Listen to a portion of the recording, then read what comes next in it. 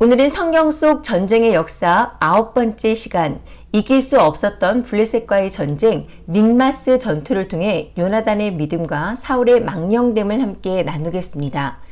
이 믹마스 전투는 사무엘상 14장에 기록이 되어 있는데요. 사건의 발단과 과정이 13장부터 시작이 됩니다. 사사시대 말기 엘리 제사장 때부터 사무엘이 선지자가 되어 당시 이스라엘은 계속해서 블레셋에게 괴롭힘을 당하고 있었습니다. 왕을 달라는 이스라엘 백성들의 요구에 하나님이 택하신 그 사울이 왕이 된 후에도 이런 상황은 계속되었는데요. 믹마스 전투의 시발점은 사울이 왕이 되고 2년이 된 때부터였습니다. 2절에서 5절을 그 사이를 보면은 그 암몬과의 전투에서 대승리를 거둔 사울은 왕이 되고 2년이 되었을 때 이스라엘 백성 중에 3,000명을 뽑아 2,000명은 자신이 데리고 믹마스와 베렐산에 있게 하고 1,000명은 아들 요나단과 함께 기브아에 있게 했는데요. 이것은 사울이 왕이 되어서 안정된 권력 기반 구축과 블레셋을 몰아내기 위한 방책으로 지금으로 표현한다면 어떤 상비군을 운영했던 것으로 이렇게 보여지는데요. 이렇게 주둔한 상비군을 통해서 눈에 가시 같던 블레셋 수비대를 공격할 수 있었고, 실제 3절을 보면 요나단이 이끌었던 그 이스라엘 병력은 게바에 있는 블레셋 수비대를 쳐서 승리를 거두었다라고 기록이 되어 있습니다. 하지만 결국 이 일은 블레셋과의 전면전으로 이어지게 되는데요. 당시 블레셋 병력을 전면적으로 이길 수 있는 능력이 이스라엘 군에게는 아직 없었습니다. 이스라엘과의 전쟁을 위해 믹마스에 진을 친 블레셋 병력에 대해 성경은 병거가 3만이요 마병이 6,000명이고 백성은 해변에 모래같이 많았다라고 이렇게 기록하고 있습니다. 블레셋은 대략 기원전 1770년 즈음에 그 가나안 지역에 정착을 했습니다. 이들은 원래 그리스 본토에서 미케네 문명이라는 찬란한 문명을 이끌었던 사람들이었는데요. 기원전 1200년쯤 이 도리스 사람들이 이들이 살았던 그리스에 침입하면서 살던 지역에서 밀려나서 해상과 육상을 통해서 가나안 땅으로 들어온 민족으로 이렇게 학자들은 보고 있습니다. 이들이 탁월한 전쟁 능력을 가지고 있었고요. 그리고 또 블레셋 사람들의 전쟁 무기 중에서는 가나안 지역에서 가장 강력한 무기로 손꼽혔던 병거가 있었습니다. 미케네 사람들이 그리스 지역에서 찬란한 문명을 만들기 당시에 미케네 사람들은 청동기의 장인들이었고요. 철기 문화의 시대를 개척하고 자유자재로 이용하기 시작한 도리스 사람들에 의해서 밀려나기 했지만은 이 미케네 사람들 역시 철기를 사용하고 있었습니다. 이런 블레셋 사람들과 그들이 보유하고 있는 병거, 그리고 이 병거를 주축으로 한 군대는 당시 이스라엘 사람들에게는 당연히 공포의 대상이 아닐 수 없었던 상황이었죠. 총이나 대포와 같은 화학 무기가 등장하기 전에 고대 전투의 그 전투 방식은 몸과 몸으로 부딪히면서 이루어지는 백병전이었습니다. 그리고 이 백병전은 병사들의 그 조직력을 극대화시키는 진법이 아주 중요했는데요. 이 진법을 파쇄하는 핵심 병기가 바로 마병과 병거였죠. 둘 다 말을 활용한 기동력으로 적진을 향해서 돌격해서 상대의 진을 쪼개면서 상대는 그 조직력을 잃게 되고, 이 틈으로 창과 그 칼을 든 병사들이 뛰어들어서 각계 전투로 상대를 괴멸하는 전법을 쓰게 됩니다. 고대 전투에서 이 병거와 마병은 오늘날 육지전에 비유한다면은 어쩌면 탱크와 같은 그런 기능을 가지고 있다고 생각하면 여러분이 좀 쉽게 이해를 하실 수 있을 것 같습니다. 또 발굴과 기록을 통해서 고고학자들은 이 블레셋 병거에 대해서 어떻게 기록하고 있냐면요. 한 마리나 또는 두 마리가 이렇게 말을 끌고요. 또 한 마리 병거가 병거는 청동과 철겁으로 이렇게 무장된 4개의 바퀴살을 가진 형태고, 병거에는 두세 사람이 이렇게 탈 수 있었습니다. 이 병거에 탄 사람 중에 한 사람은 병거를 모는 사람이었고요. 나머지 둘은 전투병이었는데요. 이들은 모두 청동 또는 철로 된 갑옷을 입고 있었죠.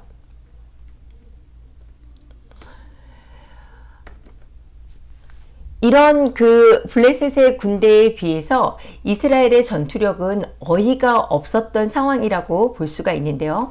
19절에서 22절을 보면 당시 철기 문명을 가지고 있던 블레셋은 이 기술을 통제했고 이스라엘 사람들은 삽이나 괭이 등 이 농기구만을 겨우 블레셋 사람들을 통해서 만들어 사용할 수 있었습니다. 성경에 당시 블레셋과 전쟁을 하기 위해 나선 이스라엘 백성들의 손에는 칼이나 창이 없고 오직 사울과 요나단에게만 있었다라고 이렇게 기록하고 있는데요. 겨우 민병대 수준의 그 이스라엘 백성들이 블레셋의 3만의 그 병거와 마병을 보고 취한 반응이 6절과 7절에 기록이 되어 있습니다. 6절과 7절을 함께 읽겠습니다. 이스라엘 사람들이 위급함을 보며 절박하여 굴과 수풀과 바위 틈과 은밀한 곳과 웅덩이에 숨으며 어떤 히브리 사람들은 요단을 건너 갓과 길르앗 땅으로 가되 사울은 아직 길갈에 있고 그를 따른 모든 백성은 떨더라. 이스라엘 백성들의 이런 놀라고 두려워서 굴이나 바위 또 은밀한 곳에 숨고 멀리 도망가는 것이 어떻게 보면 일반적인 사람들의 반응이라고 볼 수가 있습니다. 너무나 당연해 보이죠? 이 전쟁은 사람의 눈으로 볼 때는 전혀 게임이 되지 않는 상황이었으니까요.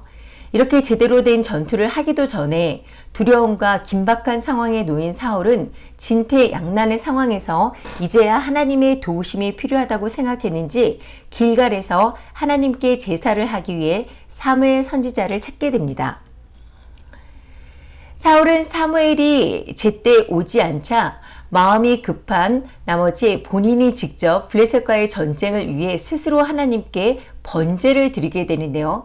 사울이 번제를 드린 후에 도착한 사무엘 선지자가 이것이 어떻게 된 것인가를 묻자 사울은 11절과 12절 백성은 내게서 흩어지고 당신은 정한 날에 오지 아니하고 블레셋 사람은 믹마스에 모였음을 내가 보았으므로 이에 내가 이르기를 블레셋 사람들이 나를 치러 길갈로 내려오겠거늘 내가 여호와께 은혜를 간구하지 못해 부득이 번제를 드렸나이다 라고 답을 하는데요. 들어보면 사울의 대답에 나름 이유가 있어 보이지 않나요? 아니 급한데 어떡합니까? 지금 전쟁을 해야 되잖아요. 하지만 이런 사울의 사정 설명에도 무색할 정도로 사무엘 선지자의 태도가 아주 단호합니다. 왕이 망령되이 행하였도다. 왕의 하나님 여호와께서 왕에게 내리신 명령을 지키지 아니하였도다. 사울이 엄청난 큼죄를 범했다라고 지금 이렇게 사무엘이 말하고 있는 것입니다. 여러분, 사울의 죄가 무엇일까요? 이때 사울의 마음에는 그 하나님의 율법보다 백성들이 자신에게 등을 돌리는 것, 그러니까 하나님의 눈보다는 사람의 눈이 더 두렵고 무서운 것이었습니다. 지금 사울이 이스라엘을 통치하기 시작한 지 2년째예요. 이스라엘의 그 상비군을 뽑고 요나단이 게바에 했던 블레셋 상주권을 쳐서 이김으로 이 기회에 블레셋을 몰아내야 되겠다는 생각을 당연히 사울은 했겠죠. 그래서 사울은 이 전쟁을 통해서 자신의 위치를 더욱더 견고하게 할 생각을 했을 것입니다. 그런데 이 몰려든 이스라엘 백성들은 사울이 생각했던 것보다 더 엄청난 전력의 그 블레셋 군을 보자마자 숨고 도망갔습니다. 이런 모습을 보고 사울은 이런 백성들을 보면서 사울은 정치적인 위기감을 느꼈던 것이에요. 그때 불현듯 생각한 것이 하나님이었습니다. 하나님께 도우심을 구해야겠다. 사울은 하나님의 도우심을 구함과 동시에 번제를 드리고 화목제를 드림으로써 백성들을 결집할 목적을 가지고 있었습니다. 그리고 급박한 상황에서 사울은 왕인 자신이 제사를 드리지 못할 이유가 전혀 없다고 생각을 한 것이죠. 왕이 되자 자신이 모두 할 수 있고 왕은 무엇이든 해도 된다라는 교만에 사로잡혔던 건데요. 사울이 이런 결정을 한 이유 중에 또 한 가지의 중요한 이유가 사울이 하나님을 어떻게 생각하고 있느냐 하는 것입니다. 사울에게 지금 하나님은 주권자가 아니고 수단이었습니다. 마치 양 하나 잡아서 하나님께 제사만 드리면 그것이 무슨 커다란 효과가 있는 것처럼, 그러니까 열려라 참게 하는 식으로 하나님과의 하나님께 드리는 제사, 그것을 갖다가 전쟁의 수단으로 생각하고 있다는 것입니다. 여러분, 우리가 살아가면서 커다란 문제들을 누구나 만나게 됩니다. 우리도 사울처럼 먼저 하나님의 뜻을 묻지 않고 삶의 어떤 결정을 한 후에 스스로 곤란한 상황에 빠지는 경우가 적지 않게 있을 수 있습니다. 시작할 때 판단착오도 할 수가 있고요. 한참 어떤 일을 진행하다가 아유야, 이게 아닌데? 이거 잘못됐구나. 이렇게 깨달는 순간이 분명히 있을 수 있어요. 그런데 그 순간에 우리는 어떤 갈림길에 있다라는 것을 깨달아야 합니다. 이 이스라엘 백성처럼 자신의 두려움에 있고 어려운 상황을 못 이겨서 분명히 도망치는 사람도 있을 것입니다. 또 본문에서 사울과 요나단의 반응도 완전히 다른데요. 사울은 하나님을 미신 취급하면서 수단으로 여기고 있다면 하나님의 그 인도하심과 권능이 이 사울처럼 행하는 사람들에게 임할 수 있을까요? 결국 사울은 사무엘로부터 책망받고 왕으로서 실패했다라는 선언을 듣게 됩니다. 이렇게 블레셋과의 대치 속에서 이스라엘은 두려움에 흩어지고 겨우 이제 600명 정도가 남습니다. 3만의 병거와 6,000명의 마병, 그리고 거기에 철기 무기를 든 블레셋을 상대로 한 이런 숨막히는 대치 속, 절체절명의 위기 속에서 다른 반응을 보이는 사람이 있는데요. 바로 사울의 아들 요나단입니다. 14장 1절을 함께 읽겠습니다. 하루는 사울의 아들 요나단이 자기의 무기를 든 소년에게 이르되 우리가 건너편 블레셋 사람의 부대로 건너가자 하고 그의 아버지에게는 아뢰지 아니하였더라. 블레셋과 이스라엘이 대치되는 날이 계속되었던 어떤 하루, 그 날에 그 요나단이 자신의 무기를 든 소년, 여기서 소년은 단순히 어린 종을 의미하지 않고요. 그 요나단의 직속 부하 가장 최측근의 그 신복을 의미하고 있습니다. 그 요나단이 자신의 부하에게 우리가 건너편 블레셋 사람들의 부대로 건너가자라고 이렇게 말을 하고 있습니다. 이스라엘이 진을 친 게바와 블레셋군이 진을 친 그 믹마스 사이에는 비가 오는 우기에는 물이 흐르고 건기에는 물이 흐르지 않는 골짜기인 와디 수에이니가 있는데요. 이 게바는 와디 수에이니의 남쪽에 있고 믹마스는 와디 수에이니의 북쪽에 있습니다. 그리고 이 골짜기를 사이에 두고 험한 바위가 양쪽에 있는데 세네는 와디 수에이니의 남쪽에 위치한 바위고요. 보세스는 와디 수에이니의 북쪽에 위치한 바위입니다. 지금 여러분 이렇게 드론으로 보고 계신 곳이 믹마스 계곡인데요. 지금 이 요나단은 이 바위와 계곡을 사이에 두고 대치된 이 전쟁의 상황을 끝내기 위해서 자신의 그 부관에게 이 세네 절벽을 내려가 믹마스 골짜기 이곳을 건너자라고 말을 하고 있는 것입니다.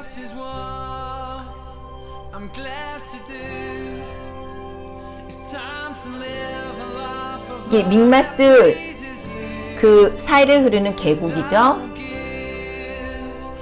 그리고 양쪽에 이렇게 큰 바위들이 이 계곡을 사이에 두고 일어나고 있는데요. 이게 지금 게바 앞쪽 세네의 바위고요.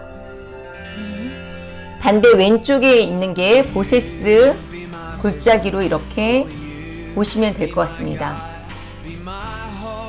자, 이런 이 보세스 골짜기를 보면서 지금 블레셋 대군이 진을 치고 있는 이 믹마스 보세스 절벽 앞에서 이 요나단의 마음이 어땠을까요? 여러분 한번 요나단의 마음이 되어서 지금 생각을 한번 해보세요.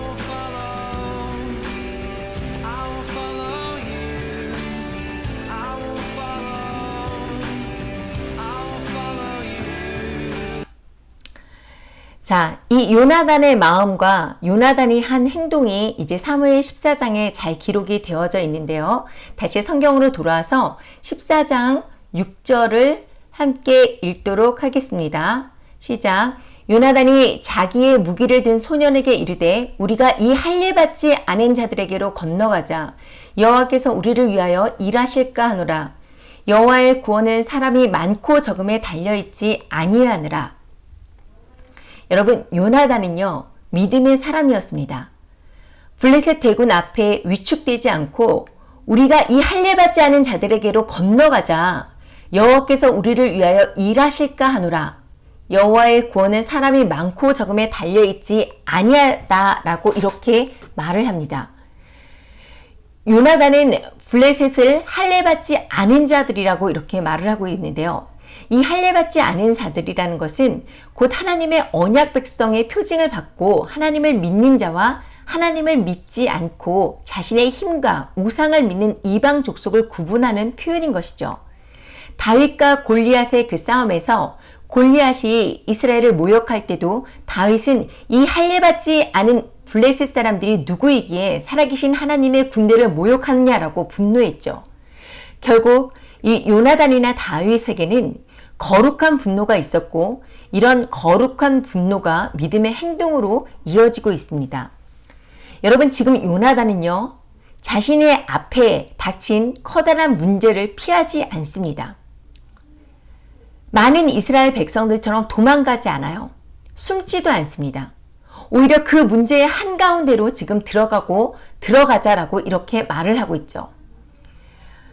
우리를 위하여 일하실까 하노라 라는 이 요나단의 태도에 저는 놀라게 되는데요. 본문 어디에도 하나님의 약속이 기록되어 있지 않습니다. 하지만 요나단은 우리의 능력이 아닌 하나님이 하실 일을 기대하며 지금 문제의 한가운데로 들어가자라고 이렇게 외치고 있는 것입니다. 또 여호와의 구원이 사람이 많고 적음, 결코 숫자에 달려있지 않고 하나님이 함께 하시느냐, 함께 하지 않느냐, 즉 전적으로 하나님께 달려있다라는 놀라운 믿음의 고백을 지금 하면서 세네 절벽을 내려갔고 이제 그들을 가로막고 있는 보세스 절벽을 바라보고 있는 것이죠. 그리고 또 다시 바로 자신이 어떤 판단을 하지 않습니다. 요나단은 그 블레셋 쪽 앞에서 하나님의 징조를 구합니다. 9절과 10절을 함께 읽겠습니다. 시작.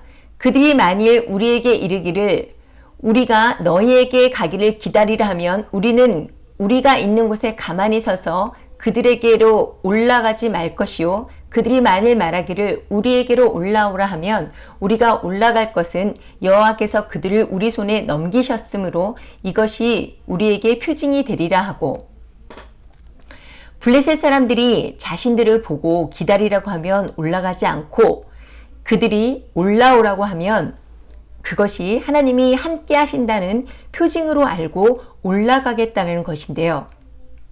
요나단은 전쟁이 단순히 무기나 사람의 숫자로 하는 것이 아니고 하나님의 전쟁은 하나님이 직접 주관하신다는 사실을 알고 있었습니다. 그래서 블레셋 사람들이 올라오라고 하면 이것은 분명히 하나님께서 그들을 우리 손에 붙이신 증거라고 생각하고 전투에 나섰던 것입니다. 자, 여러분 13절을 한번 보세요. 요나단이 손발로 기어 올라갔고 그 무기를 든 자도 따랐더라. 우리의 보편적인 생각과 그 사고를 가지고 지금 이 상황을 상상해 본다면 사실 요나단의 행동은 너무 어리석어 보일 수가 있습니다. 여러분 생각해 보세요. 지금 올라가는 동안 이 요나단의 기력이 모두 소진되는 상황이 아닌가요? 오히려 적이 내려올 때 기습적으로 공격하는 것이 더 이치에 맞지 않을까요? 숫자도 단 2명입니다. 거기에 철기로 된 칼은 단 한 자루. 더구나 절벽을 손발로 기어 올라가야 하는 상황. 그러니까 사실 요나단은 군사적 전술로는 있을 수 없는 정반대의 그 상황을 가지고 하나님의 표징을 구하고 그것을 표징으로 삼았던 것이죠. 그런데 여기서 한 가지 우리가 또 눈여겨보아야 할 것이 있는데요. 바로 요나단의 무기를 든 소년, 그 부관의 그 대답과 행동인데요. 7절을 보면 무기 든 자가 그들에게 이르되 당신의 마음이 있는 대로 다 행하여 앞서가소서. 내가 당신과 마음을 같이하여 따르리이다. 자, 요나단의 병기를 든 이 부관은 요나단의 믿음의 결단을 믿고 따르겠다라고 말을 하고 있습니다. 사실 남의 밑에 있는 사람들의 태도가 이렇게 나오기가 쉽지 않죠. 더군다나 지금 정식으로 전쟁을 하러 가자는 것도 아니고 달랑 두 사람이 숨어가서 그 전쟁을 치르자라는 것입니다. 상대는 어마어마한 그 무장을 한 최고의 병사들을 가진 군대입니다. 그런데 두 명이 적진으로 숨어 들어가자라는 것인데 그것도 살금살금 숨어 들어가는 것이 아니라 완전히 노출된 상태입니다. 이것은 거의 자살과도 같은 무모한 행동이죠. 하지만 그럼에도 불구하고 이 병기를 든 소년 요나단의 부관은 자신의 상관의 말에 기꺼이 따르겠다라고 말하고 있고 요나단을 따르고 있습니다. 지금 요나단에게 600명의 군사보다 이 한 사람의 동역이 더 큰 힘을 발휘하게 하고 있는데요. 여러분, 이런 믿음의 동역자가 있으십니까? 서로의 자리에서 자신의 일에 충실하면서 영적으로 앞선 자의 그 선한 판단에 함께 동참할 때 놀라운 믿음의 역사가 일어나게 됩니다. 여러분, 사도 바울의 놀라운 선교 현장에 누가 있었습니까?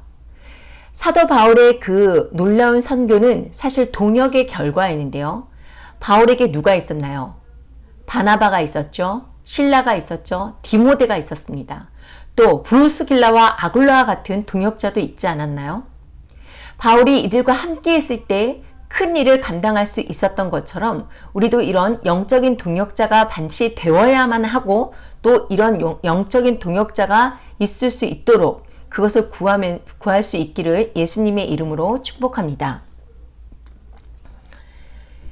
사울의 그 불신앙으로 하나님은 전쟁에 개입할 수 없게 되었습니다. 이스라엘의 패배는 거의 확정적이었어요. 이때 이스라엘을 구원하고 싶어 하시는 하나님께서 요나단을 통해서 일하기 시작하셨습니다. 하나님께서 역사하시려면 누군가 한 사람이라도 믿음이 있어야만 합니다. 본문 14절과 15절을 함께 읽겠습니다. 시작. 요나단과 무기를 든 자가 반나절 가리 땅 안에서 처음으로 쳐 죽이는 자가 20명 가량이라. 들에 있는 진영과 모든 백성들이 공포에 떨었고 부대와 노략군들도 떨었으며 땅도 진동하였으니 이는 큰 떨림이 있더라. 자, 요나단이 손발로 바위를 기어 올라갔고 그 무기를 든 자도 요나단을 따라갔습니다. 아마도 이 절벽 위에는 이스라엘의 전세를 살피는 그 블레셋의 전초 부대병들이 있었던 것 같아요. 그들은 손발로 기어오르는 이스라엘 군 겨우 2명을 보고 당연히 비웃었을 것입니다. 상식적으로 그 지대를 지키는 군사들은 저 지대의 적군이 기어 올라오면 손쉽게 상대를 제압할 수 있습니다. 높은 절벽을 손발로 기어 올라가서 모든 힘이 빠진 그 요나단은 단 한 사람도 이기기 어려운 상황이 아니었을까요? 그런데 성경은 요나단이 그 무기를 든 자 부관과 함께 반나절 길에 그 죽인 사람이 20명 정도였다라고 기록을 하고 있습니다. 여러분, 성경을 읽다 보면 우리가 가진 상식으로는 도저히 이해하기 힘든 장면이 종종 나오는데요. 바로 오늘 이 장면도, 이 본문도 그런 장면 중 하나라고 할 수가 있습니다. 아니, 어떻게 고지대에 위치한 군사 20명이 그 절벽 바위 아래에서 바위를 맨손으로 기어 올라온 단 그 2명에게 그렇게 쉽게 당할 수 있었을까요? 15절에 그 궁금증에 해답이 나와 있는데요. 요나단이 그 블레셋 진영 쪽 보세스 절벽으로 올라가 블레셋의 전초 부대와 싸울 때 무슨 일이 일어났을까요? 물론 요나단과 무기를 든 군사의 무예가 출중한 것도 있었겠지만요. 하나님이 보내신 공포가 블레셋 군사를 휘감았습니다. 들에 있는 진영과 모든 백성들이 공포에 떨었고 부대와 노략군들도 떨었으며 땅도 진동하였으니 이는 큰 떨림이었더라.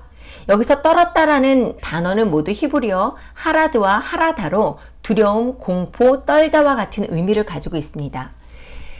믹마스 들에 진을 친 블레셋 진영 캠프와 그 백성들의 부대, 노략군들, 그러니까 특공대라고 할 수 있겠죠. 이들이 모두 두려움에 떨었다라고 되어 있는데요. 노략군이라는 단어의 그 히브리어를 보면 샤하트가 사용되어져 있는 것이 좀 흥미롭습니다. 이 샤하트라는 단어는 노략군이라는 뜻도 가지고 있지만 보통은 적들을 파괴하다, 전멸하다라는 뜻을 가지고 있는데요. 이 말은 그러니까 지금 블레셋의 그 모든 부대와 백성들이 두려움에 떨고 있는 것이 아니라 파괴되어지고 또 자멸되어지고 있다라고 이렇게 볼 수가 있고요. 그 이유가 바로 기록되어져 있죠. 땅이 진동하였으니 이는 큰 떨림이라. 큰 떨림. 여기서 큰 떨림이라는 단어가 지금 엘로힘이라는 단어가 사용되어져 있어요. 여러분, 엘로힘, 하나님을 부를 때 하는 말인데요. 이 엘로힘이라는 단어가 있다라는 것은 지금 하나님의 진동으로 하나님으로 인해서 갑자기 땅에 진동이 일어나고 지진이 일어났다라는 거예요. 이게 우연히 일어난 자연 현상이 아니고 하나님이 친히 일으키신 초자연적인 두려움과 지진이라는 의미를 가지고 있습니다. 자, 하나님은 이 블레셋의 모든 군사들에게 공포심을 주었고 지진을 일으켜서 땅마저 흔들었습니다. 블레셋 진영은 큰 두려움에 허둥지둥하면서 자중질환에 빠져들었어요. 여러분, 요나단과 그의 군사 단 2명이 보인 믿음의 행동이 블레셋 군사 몇만 명을 지금 혼란에 빠뜨리고 있습니다. 그리고 이것은 바로 하나님의 역사였죠. 하나님께서는 요나단의 믿음을 보시고 블레셋 주둔지에 지진을 일으키심으로 이것이 인간적, 세속적, 육적 전쟁이 아니라 거룩한 전쟁, 홀리 워라는 것을 지금 보여주셨습니다. 요나단의 믿음과 활력으로 그 이스라엘은 크게 용기를 얻어 블레셋을 추격하고 대승을 거두게 되죠. 이것은 전적으로 만군의 하나님께서 그들을 통하여 백성들을 위하여 행하신 일이었습니다. 하지만 이것을 보는 사울의 그 행동은 다시 한번 그 사울에게 하나님에 대한 믿음이 없음을 보여주고 있는데요. 요나단의 그 선제 공격으로 혼란스러움을 본 이스라엘의 파수꾼이 그 상황을 사울에게 보고를 합니다. 사울은 누가 진영에서 나갔는지를 알기 위해 인원을 파악하고 요나단과 그의 무기를 든 자가 없다는 것을 알게 됐죠. 사울은 겨우 2사람이 많은 블레셋 군대를 상대로 싸워서는 이런 혼란이 야기될 수 없다는 사실을 알고 제사장에게 하나님께 묻고자 법궤를 가져오고 오라고 하는데요. 19절을 함께 읽도록 하겠습니다. 시작. 사울이 제사장에게 말할 때에 블레셋 사람들의 진영에 소동이 점점 더한지라. 사울이 제사장에게 이르되 내 손을 거두라 하고. 사울은 제사장에게 이 법궤를 가져오라고 했지만 지금 눈앞에 블레셋 진영이 굉장히 혼란스럽고 그 소동이 점점 더 심해지는 것을 보면서 하나님의 뜻을 구하는 것보다 이 순간을 놓치면 안 된다라는 생각에 하나님의 응답을 기다리지 않습니다. 내 손을 거둬라. 여러분, 이게 무슨 뜻일까요? 더 이상 묻지 말라는 거죠. 제사장에게 더 이상 그 대답을 기다릴 필요가 없다라는 것이에요. 여러분, 이 사울이 지금 왜 이런 결정을 하고 있을까요? 사울은 지금 조급해졌습니다. 당장 눈앞에 소동이 일어난 블레셋을 쳐서 이길 수 있는 절호의 기회가 찾아오자 더 이상 하나님의 대답을 기다릴 필요가 없다고 생각을 하고 있는 거예요. 사울은 전세가 유리하게 돌아가자 더 이상 지체할 필요가 없다라고 생각을 했습니다. 사울은 멸망해 가는 적군과 급히 싸우기 위해서 하나님의 대답을 기다릴 필요가 없었는데요. 사울은 법궤를 가져와 하나님께 하나님의 뜻을 구하는 듯 보이지만 이미 자신의 마음속에 답이 정해져 있었습니다.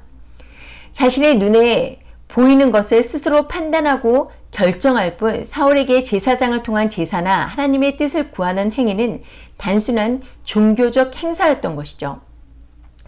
이날 믹마스 전쟁에서 요나단과 그의 부하로 시작된 이 전쟁이 하나님의 두려움과 진동에 사로잡힌 블레셋 진영에서 전에 블레셋의 포로가 되어서 블레셋 군사가 되었던 이스라엘 사람들이 돌이키는 계기가 되고 결국 이 돌이킨 블레셋 사이에 있던 그 이스라엘 백성들이 블레셋을 공격하고 무서워서 또 에브라임 산지에 숨어있던 이스라엘 사람들이 나와서 함께 이 전쟁을 치름으로써 이 믹마스 전쟁은 승리를 하게 됩니다. 성경은 분명하게 이것이 여호와 하나님이 이스라엘을 구원한 것, 그러니까 즉 이 전투가 하나님이 이스라엘을 구원한 하나님의 전쟁이었다라고 분명하게 기록하고 있습니다.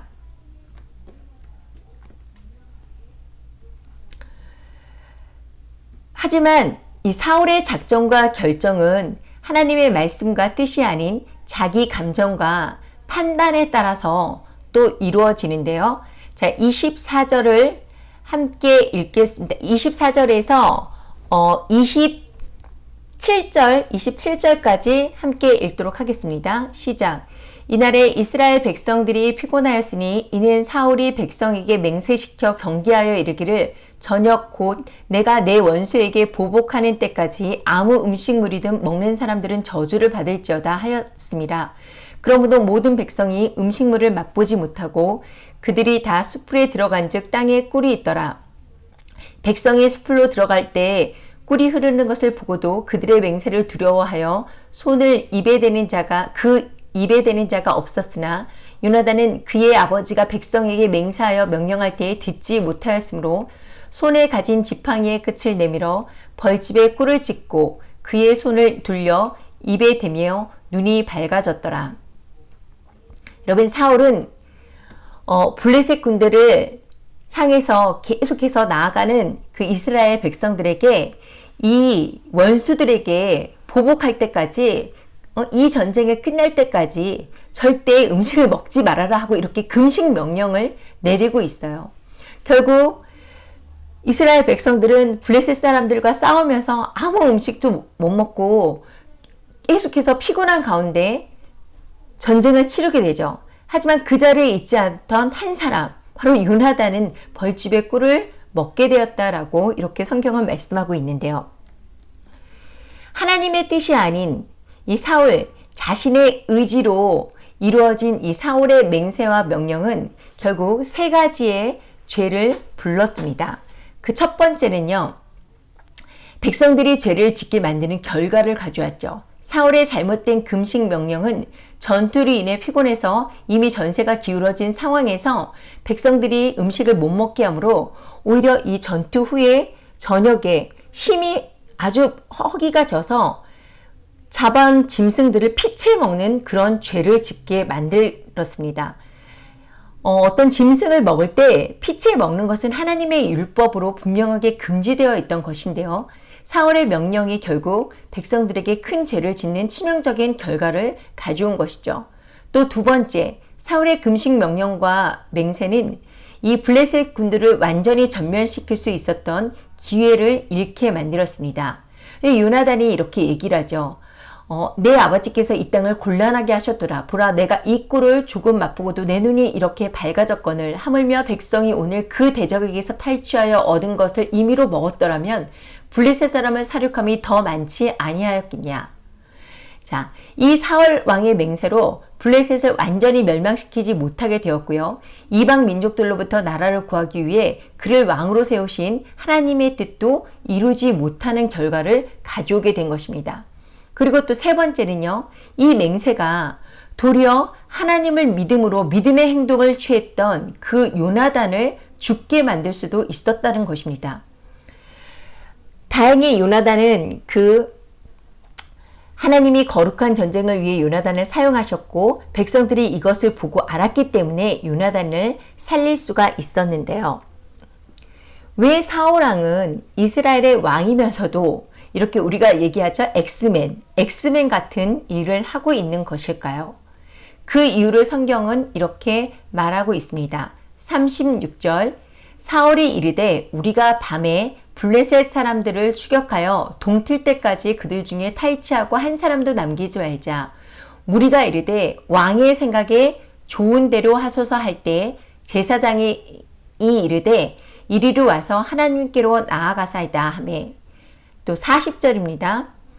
이에 그가 온 이스라엘에게 이르되 너희는 저쪽에 있으라. 나와 내 아들 요나단은 이쪽에 있으리라. 백성이 사울에게 말하되 왕이 생각에 옳을 대로 하소서 하니라. 여러분, 왕이 생각에 좋을 대로 하나님께서 하나님의 나라를 세우기 위하여 이스라엘 백성들을 택하시고 구원하여 가나안 땅에 이르게 하셨는데 하나님의 나라를 이루지 못했던 이유가 어디에 있었나요? 이스라엘에 왕이 없으므로 이스라엘 백성들이 자기 소견에 옳은 대로 행하였기 때문이라고 기록되어 있지 않았나요?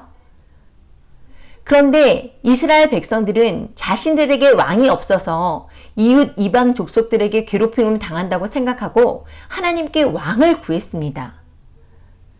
그런데 지금 어떻게 되고 있어요? 하나님의 통치를 실현해야 될 왕, 그 왕의 생각에 옳은 대로 하나님의 뜻에 옳은 대로 통치해야 할 하나님이 세우신 그 사울 왕의 생각에 옳은 대로 지금 행하고 있습니다. 다시 말해서 여전히 그 사사시대와 마찬가지로 이 사울 왕의 시대에도 자기 소견에 옳은 대로 그렇게 자기 생각에 옳다고 생각되는 대로 지금 행동하고 있다라는 것이에요. 성경은 오늘 이 블레셋 대군을 상대로 한 이 믹마스의 전투를 통해서 두 사람의 믿음을 분명하게 우리에게 대조해서 보여주고 있습니다. 요나단은 이것을 혈과 육, 국가 대 국가 간의 전쟁이 아닌 하나님의 백성과 할례없는 자들의 전쟁, 즉 언약의 후손과 우상의 세력, 하나님의 사람과 세상의 사람 사이의 영적 전쟁이라는 것을 깨달았습니다. 그래서 여호와의 구원을 믿고 더욱 나아가 담대하게 그 적진을 향해 문제를 향해 나아갈 수 있었죠. 하나님의 사람들의 그 담력과 용기는 무력과 권세에서 나오는 것이 아니라 마침내 승리를 주시는 하나님을 향한 믿음에서 나오게 됩니다. 이 믿음으로 요나단은 적진을 무너뜨리기 시작했고 하나님께서 적군의 진영을 떨리게 하셨습니다. 반면에 사울의 믿음은 어떤 믿음이었나요? 진정한 믿음이었나요? 아니었죠. 그 모양과 형식만 있을 뿐 여전히 자신의 생각에 옳은 대로 판단하고 움직이며 하나님을 수단으로만 이용하고 있다라는 것입니다. 사랑하는 성도 여러분, 여러분은 어떤가요? 정말 나의 모든 것을 내려놓고 하나님의 음성을 구하고 하나님의 명령에 순종할 준비가 지금 되어 있으신가요? 예수님을 믿고 신앙생활을 하면서도 우리는 때때로 실수할 때가 분명히 있습니다.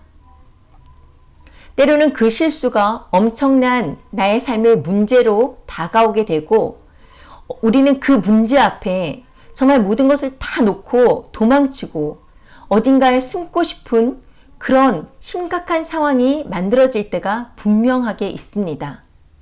그런데 그때 정말 우리는 우리의 영이 삶과 죽음의 길에 놓여 있다라는 사실을 분명하게 깨달아야 합니다.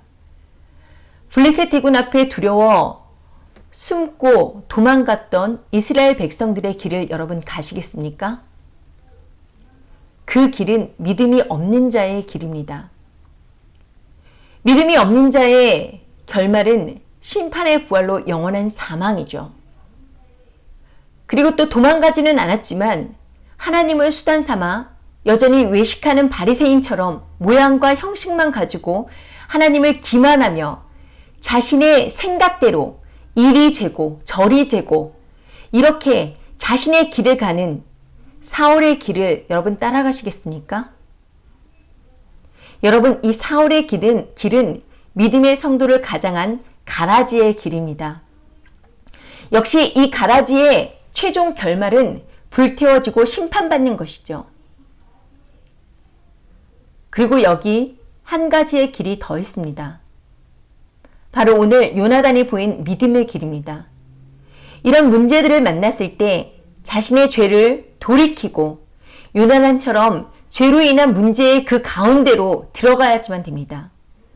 그리고 요나단처럼 하나님의 뜻을 구하며 나아가십시오. 우리가 싸워야 할 모든 문제들, 이 영적 전쟁의 승리를 하나님은 예수님을 통해 이미 약속하셨고 승리하셨습니다.